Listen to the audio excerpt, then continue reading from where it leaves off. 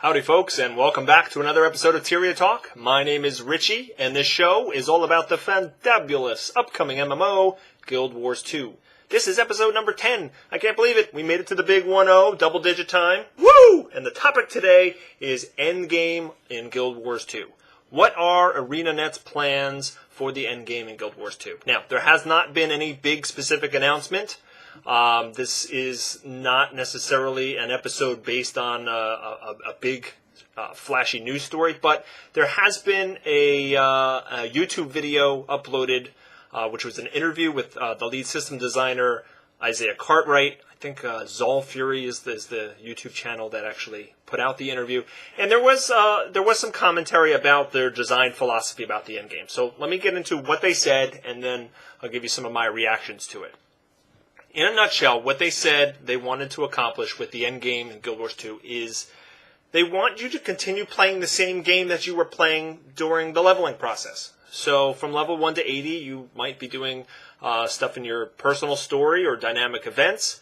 You might be doing PvP, whether it's world versus world or the competitive side. Or you might, when you attain a high enough level to get into the dungeons, you might be doing dungeons the whole time. And they want you to continue doing all those things when you hit max level. They don't want there to be this completely separate game, like endgame raiding, for example, where, it's just you go through the leveling process and then, okay, now that we're finally max level, now we can play the real game. They don't want that. They've said that that's not their design philosophy for this game.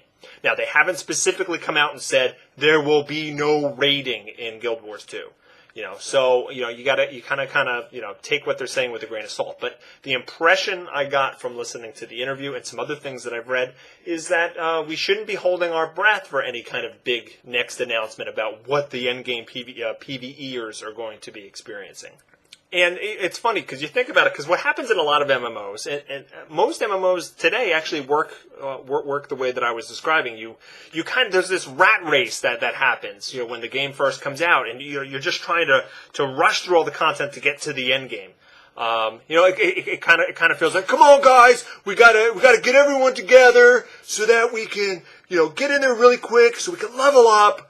And everyone got to be max level so we could get in there and fight the really powerful bosses so that we could get all the really cool loot so we can stand around in town and show everyone our cool weapons while we wait months and months for a new boss to come out, because then we can kill them and get even more powerful loot so we can wait again.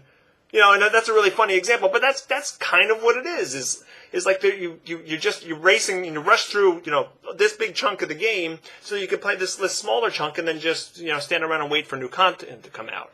And I'm not trying to put it down or knock it, because I the past 6 years of my life I've spent doing that in World of Warcraft specifically. I'm an endgame raider. That's what I love.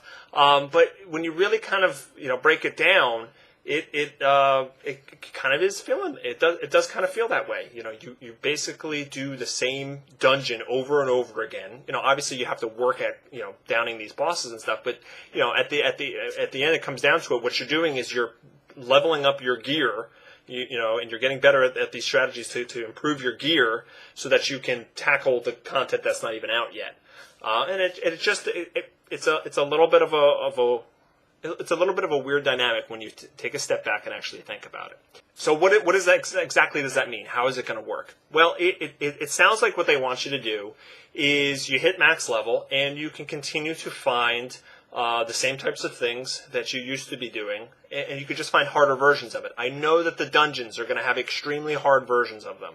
I think I read somewhere that the developers themselves were showing off a hard mode dungeon at some event, and they actually couldn't even complete the dungeon on hard mode. Like, these are the developers; they couldn't even complete it to show everybody the ending of it. So, hopefully the difficulty level remains very, very high, so that you can continually challenge individuals, way past when they hit max level.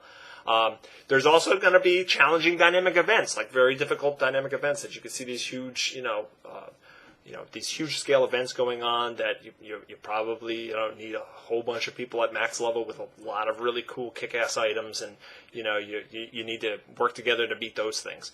And then there's going to be World versus World, which I covered in my last episode, which you can use World versus World to level up from 1 to 80, but then it's still going to be fun trying to beat the snot out of the other servers once you're max level. In fact, you can probably contribute even more when you hit max level. So there's that. And then for those of you that are into competitive PvP, but by level 1, 5 minutes into the game, you can jump in, get your character bumped up to max level, and start competing in that competitive PvP. And PvPers, every game is different because you're playing against other people, and so the challenge is based on people's skill improving, not really needing to improve your character anymore. So you've got that as well. And then there's going to be people that just love their personal story and they want to continue building on their own personality and their own home instance and doing all that kind of stuff. So I think across the board that they want to put out this game that at level 1 you can jump in any of these different things. The dungeons you have to wait a little bit longer for.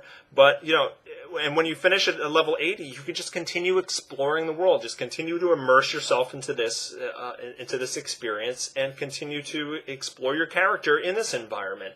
And it's not necessarily a different game that you're waiting to play. I have to say that it's funny. I try a lot of different MMOs, and I always, whether I play them for a couple of weeks or I get to like level 30 out of 60 or what have you, I always walk away feeling like, all right, unless I really commit to that MMO and spend months and months playing that MMO, I'm not really going to get a sense of what that game is like, because it's the end game that really defines the MMO. And I strongly feel that way for the way I like to play them, because I like that end game experience. But I always find it funny to read reviews about an MMO a couple days after they release, and it's like, yeah, they got through level 20 or something, but here's a review, here's what they think of it. But the people that play the game are going to be like, what are you even talking about? You haven't even seen the whole game, and it is kind of odd that we accept that, and that's how the industry perceives MMOs. So ArenaNet once again trying to break the mold a little bit here and give us something different. But let's talk about how I feel about it personally. As I said, I love the endgame rating experience. I like the teamwork aspect. I like getting together with 10 people, 15 people, 20 people, whatever the raid size is, and I like working really hard at some very challenging content, because at the end of that learning curve, when we finally get all of our strategies together and we finally down that boss, it's a rush. There's a rush that you get that's unlike any experience that I've had in any other video game, and I crave it, and it's addicting. It's very very fun to do that. So will I miss that if there's no rating in Guild Wars? Possibly. I have to say that I'm a little bit nervous about this. I'm not saying that it has to be the same as MMOs are now. I'm just the content that they do have has to be challenging enough to kind of give that little bit of rush. Whether it's the dungeons or whether it's these huge, maybe big, large-scale dynamic events, there has to be something that you can work towards and get a rush for defeating it. And I have confidence that they're going to have something like that. I have confidence that the end game is going to be fun in Guild Wars 2, and that that their take. I trust that what ArenaNet's. I trust the way that they go about designing the game, and but I will say that it's a different mindset you have to get yourself into. You can't go into a game that's trying to change up the MMO genre expecting the things that are currently in the MMO genre. So if you're going in there and you're just hitting max level and you're like, all right, where's the big raid? If you're expecting that, there's going to be people that aren't like on top of all the news of Guild Wars 2 that just might be trying it out and expecting certain things.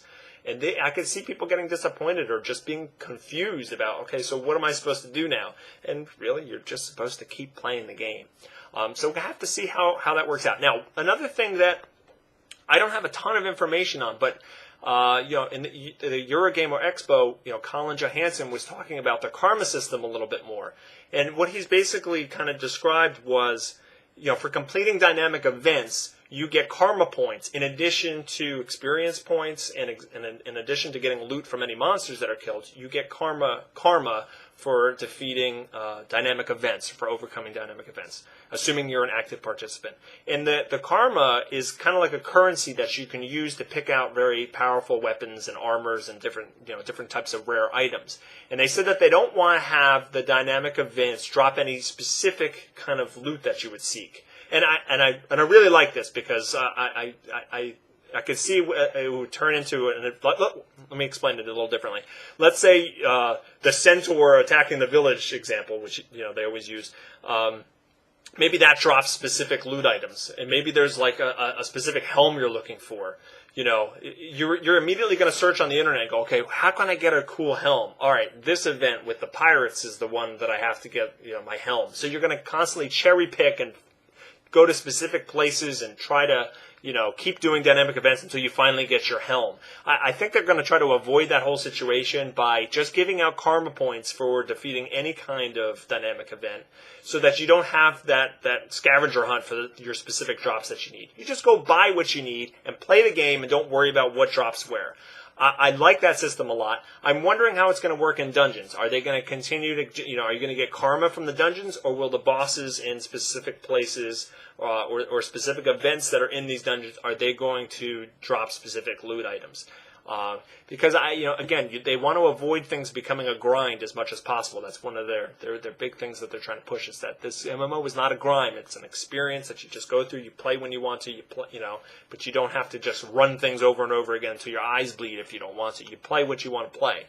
So I'm wondering how the karma system is going to fit in with dungeons. I guess we'll have to wait and see on that. So that kind of wraps up my feelings on it.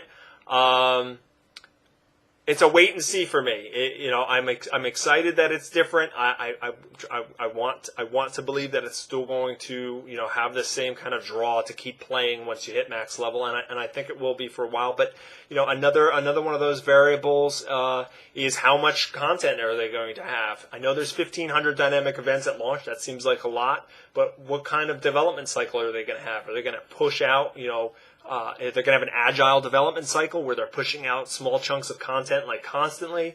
How often are they going to throw in new dungeons and different things like that? So I think that's another factor as well. If they keep feeding you little chunks of content and new dungeons and new dynamic events and things like that, then it's possible that that can be just a very great endgame experience. So I'm going to wait and see. As I said in the beginning, there may be another announcement to come about what more plans that they have for Endgame.